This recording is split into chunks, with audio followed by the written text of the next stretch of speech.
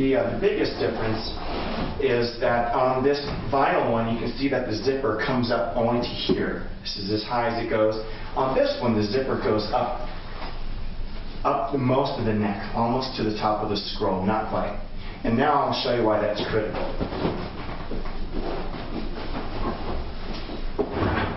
And Mr. Hermanson should have at least 2 reliable base cases that have handles in all the right places. This handle is broken.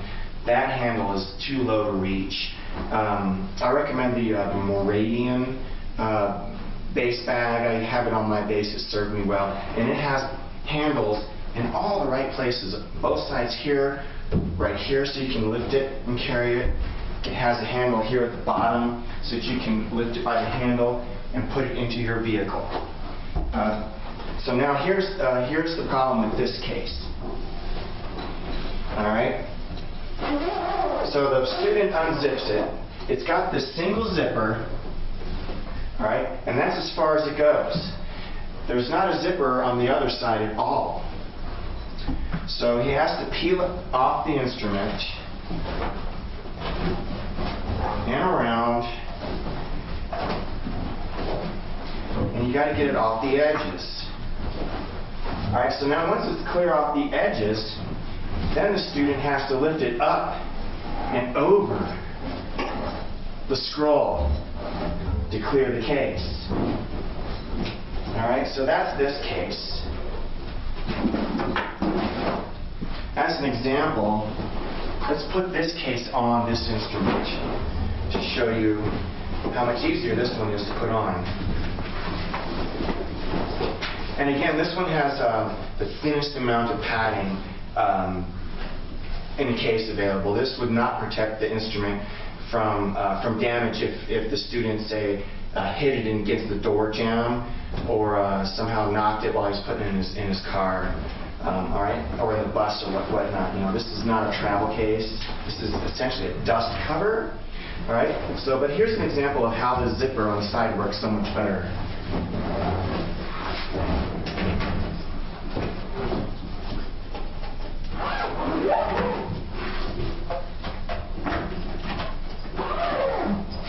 All right.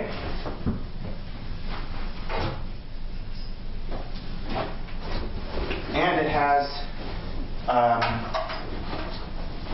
a second zipper that comes around the bottom of the bottom. Okay, and the end pins, they always stick out, and you can put a base wheel on it and wheel around with it.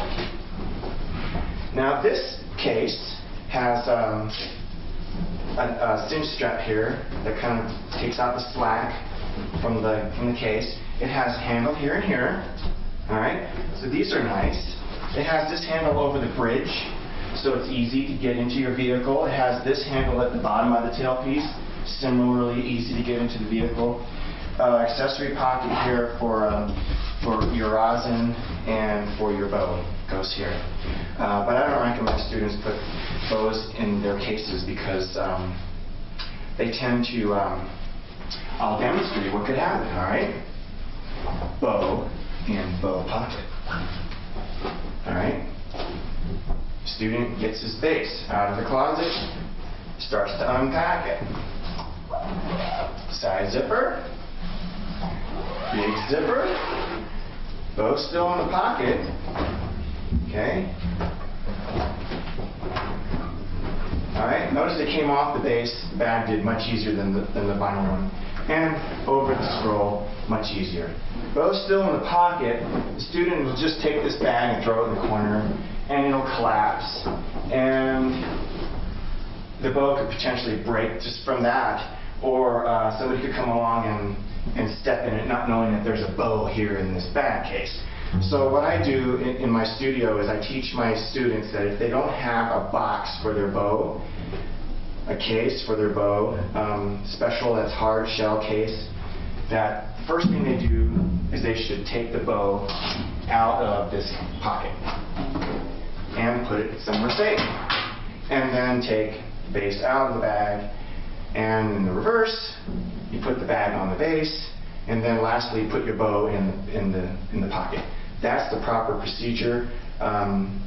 But are the kids going to follow that? You never know. So it's good to have the bows outside. All right, so this instrument here, this is a Christopher bass, model DB501T, made in 2000. This is a Chinese bass. All right, it's all plywood. I see a lot of these Christopher basses in schools and in rental fleets.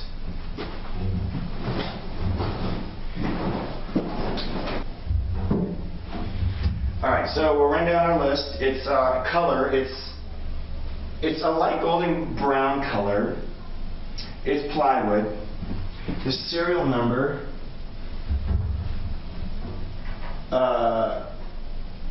does not have a serial number specifically for the instrument. Okay, but it has the year stamp and it's 2000. Overall condition. This bass is in very good condition, if not excellent condition. Its string length is it's a 3/4 size bass. Its string length is 41 1/4. So this is a shorter 3/4 scale bass. Okay. The tuning machines are the individual style tuning machines, and they look like they're in great condition. We'll check their action in a minute. And the nut.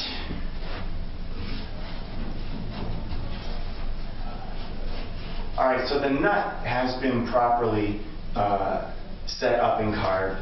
The string height on this one is fine. The fingerboard.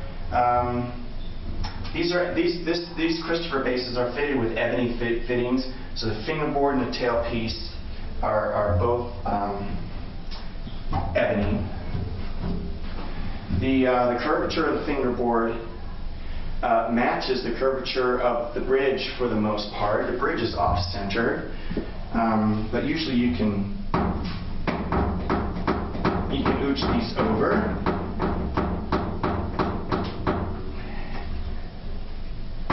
Nope, I'm going the wrong way. There we go.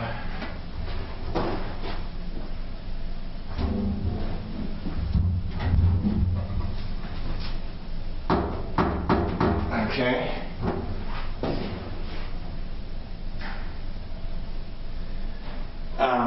And these come set up like this from the factory with the adjustable bridge.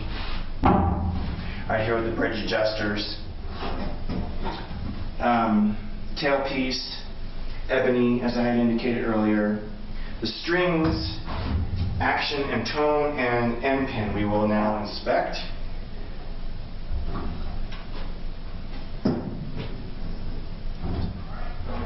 All right, this is a relatively light bass, light instrument.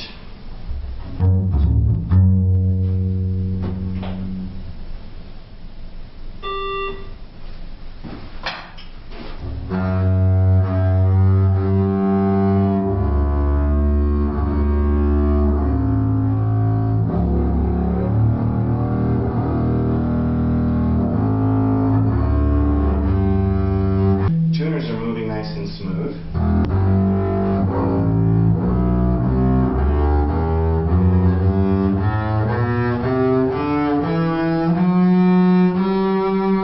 Now, one thing you note about this instrument is that there's no buzzes on the fingerboard. It's easy to play. This instrument would be my choice so far of what we've seen if I were a student wanting to play this bass. Now, strings.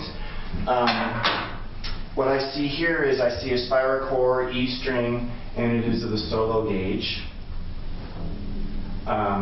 tuned down to orchestra pitch. And then on the top three, what I see is the D'Addario helicore orchestra strings.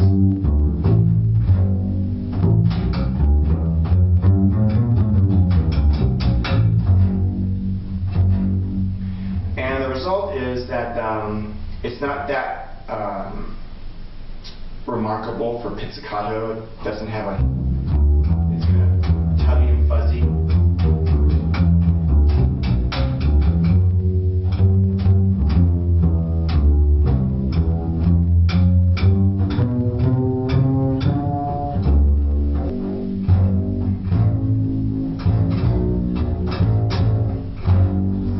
The E string doesn't sound some tone and some clarity. It's a little floppy because of the solo gauge tuned down to orchestra pitch. The other strings don't sound all that great pizzicato. And now let's examine the end pin. This is the Conifer end pin. It's in pretty good shape, although it needs a new cork lining around the collar. It's got this rattle in it.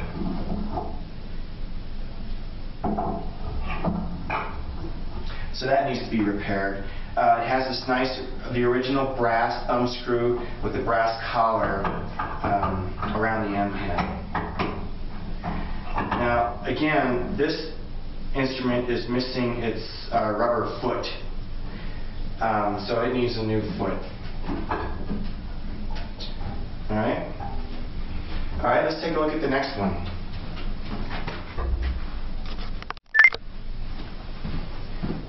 All right, here is the fifth bass out of 7 that we're going to look at. This is again another K, M1, serial number 42306, and that puts it at right at the beginning of 1960. So this is a 1960s vintage instrument, and you know this one is in good condition actually. I think. Overall, I would give it a good condition mark, and I'll explain why in a minute. It kind of has a reddish-brown color. The string length is 41